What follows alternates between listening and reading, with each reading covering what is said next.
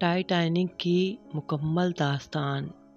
Titanic کس نے بنایا اور اس میں ڈوبنے والوں کے آخری الفاظ کیا تھے، مکمل جانیے اس ویڈیو میں۔ ٹائٹینک خوابوں کا جہاز جو سمندر میں دفن ہو گیا، سمندر کی لہروں کی آواز اور سنسنی خیز دھن۔ سن 1912 دنیا ایک نئی ترقی کی دہلیز پر کھڑی تھی۔ انسان چاند پر تو نہیں پہنچا تھا، مگر سمندر کے سینے کو چیر کر ایک ایسا خواب بنا جا رہا تھا جو انسان کی عقل، غرور اور ہنر کا شاہکار تھا۔ ٹائٹینک کو ہارلینڈ آف وولف نامی کمپنی کے ایک شخص نے آئرلینڈ میں تیار کیا۔ اس کا آرڈر وائٹ سٹار لائن نامی بحری کمپنی نے دیا تھا۔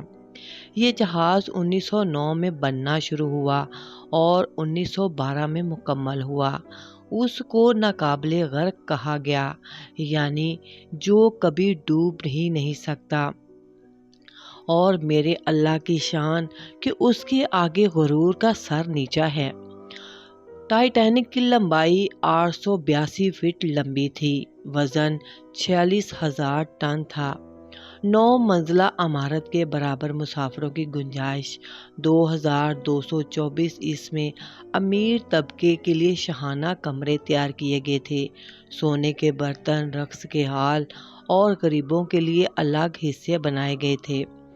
10 اپریل 1912 کو ٹائٹینک نے اپنا پہلا سفر ساؤتھ انگلینڈ سے شروع کیا۔ اس کا مقصد تھا نیو یارک، امریکہ پہنچنا۔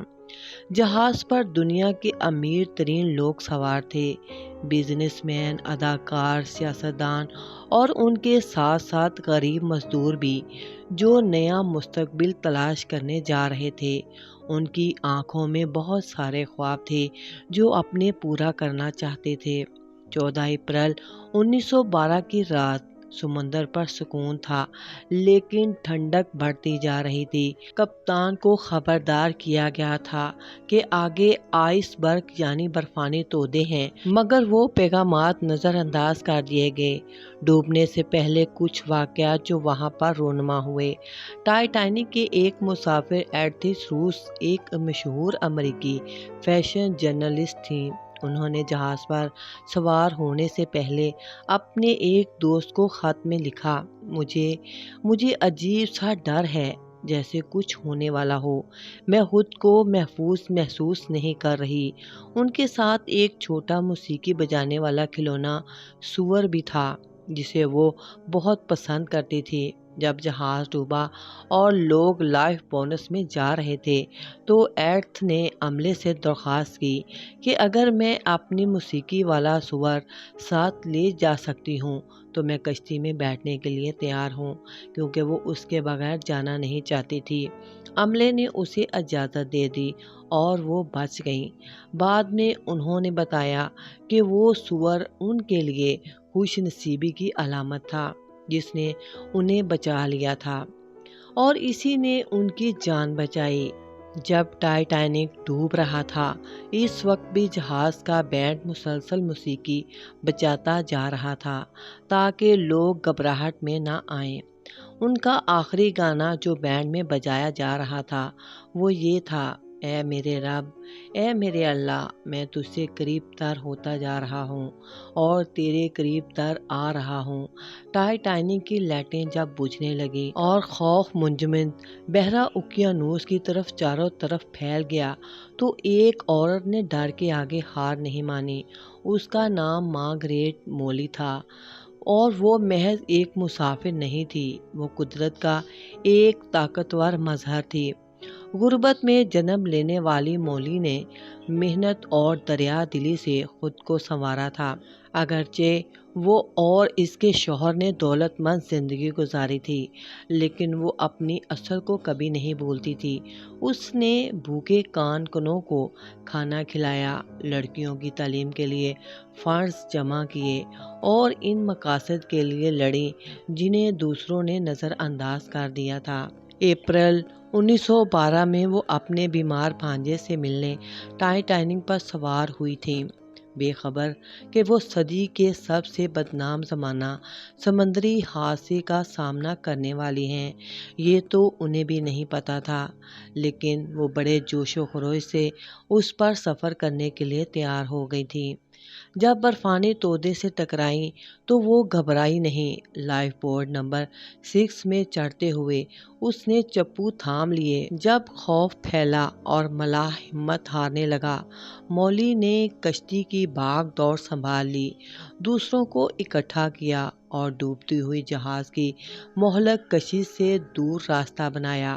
اس نے دوسروں کے ساتھ مل کر کشتی کھینچی، زندہ بچ جانے والوں کو تسلی دی اور کارپیتھیا جہاز پر پہنچ کر امدادی سامان کا انتظام کیا۔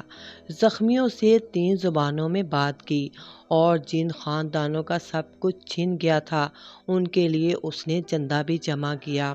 سرکاری انکوائری میں اسے بولنے کا موقع نہ دیا گیا، صرف عورت ہونے کی وجہ سے خاموش کر دی گئیں، لیکن اس کے اعمال کسی گواہی سے کہیں زیادہ بولتے ہیں کہ اس نے اس میں کتنا کام اپنا سر انجام دیا تھا۔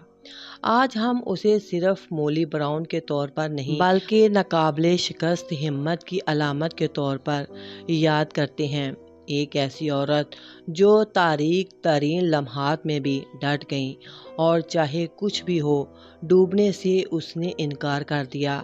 اتنی ہمت اور جرأت پر ایک سلام تو بنتا ہے۔ اگر یہ واقعہ اتنا مؤثر اور جذباتی تھا کہ آج بھی فلموں اور دستاویزاتی پروگراموں میں اسے بہت نمایاں مقام حاصل ہے۔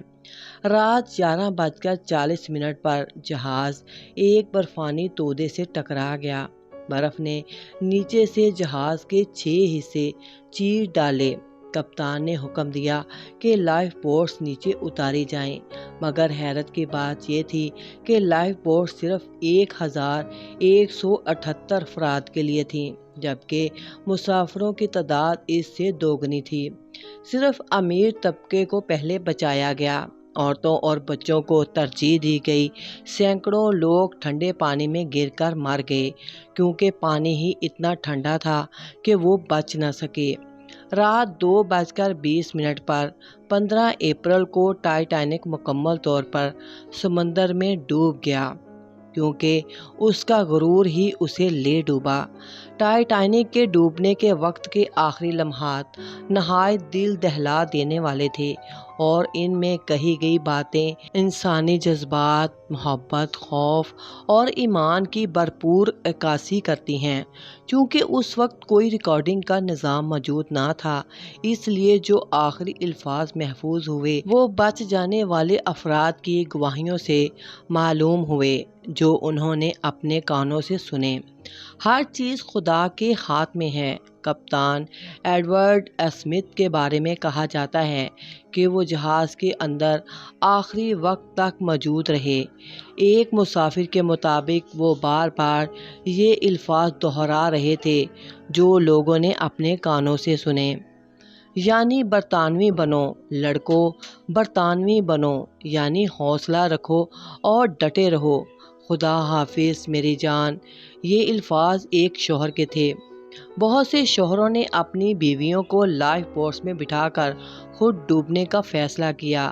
ان میں ایک مثال آسکر وائلڈ کے والدین جیسے ایک جوڑے کی ہے، جنہوں نے ہاتھ پکڑ کر کہا، ہم نے پوری زندگی ساتھ گزاری ہے، اب موت بھی ساتھ ہی ہوگی، کیونکہ وہ ایک دوسرے کے بغیر نہیں رہ سکتے تھے۔ میں واپس آؤں گا، مجھے یقین ہے۔ کچھ نوجوان مرد حضرات، خاص طور پر عملہ یا تیراک، لائف بوٹس کے بغیر چھلانگ لگاتے وقت کہہ رہے تھے، پریشان نہ ہونا، میں تیر کر واپس آ جاؤں گا۔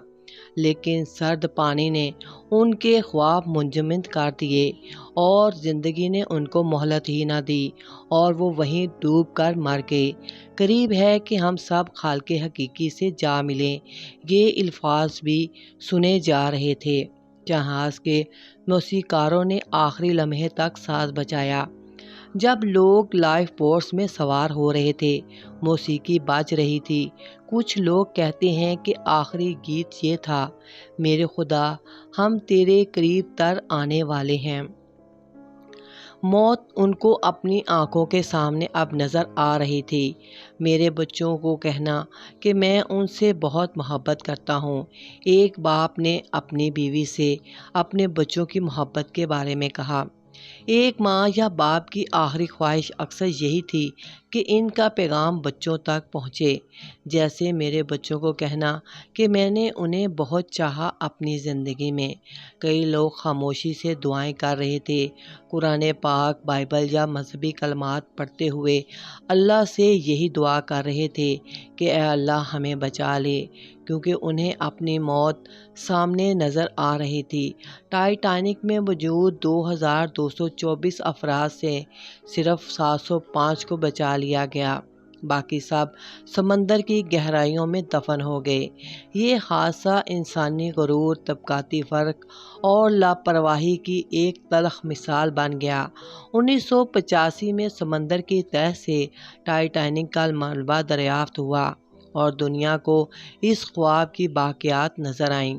1997 میں ایک مشہور فلم نے اس کہانی ٹائٹینک کو ایک بار پھر دنیا کے سامنے زندہ کر دیا۔ ٹائٹینک ایک سبق ہے کہ کوئی بھی چیز خواہ کتنی ہی طاقتور کیوں نہ ہو، فطرت کے سامنے بے بس ہے، اور اللہ یقیناً غرور کا سر نیچا کرنے والا ہے، اور غرور ہمیشہ انسان کو ڈبو ہی دیتا ہے۔ ٹائٹینک نے کل تقریباً 4 دن کا سفر کیا۔ 14 اپریل کی رات کو آئس برگ سے ٹکرا گیا اور ٹکڑے ٹکڑے ہو گیا۔ 15 اپریل 1912 کو صبح کے وقت مکمل طور پر ڈوب چکا تھا۔ وہ اپنی منزل نیو یارک سے صرف 700 کلومیٹر دور تھا، ورنہ منزل اس کے اب قریب ہی تھی۔ ٹائٹینک کا یہ پہلا اور آخری سفر تھا۔ اس سے پہلے صرف آزمائشی سفر ہوئے تھے جو سی ٹرائل بندرگاہ کے آس پاس ہوتے تھے۔ اگر آپ کو یہ کہانی پسند آئی ہو تو ویڈیو کو لائک، شیئر اور سبسکرائب ضرور کریں، اور کمنٹس میں بتائیں کہ آپ کو ٹائٹینک کی کہانی کا کون سا پہلو سب سے زیادہ متاثر کن لگا ہے۔ اس طرح کی بہت ہی اچھی اور پیاری ویڈیوز کے لیے پلیز میرے چینل کو لائک کریں، سبسکرائب کریں اور بیل کے آئیکن کو آل پر پریس کر دیں۔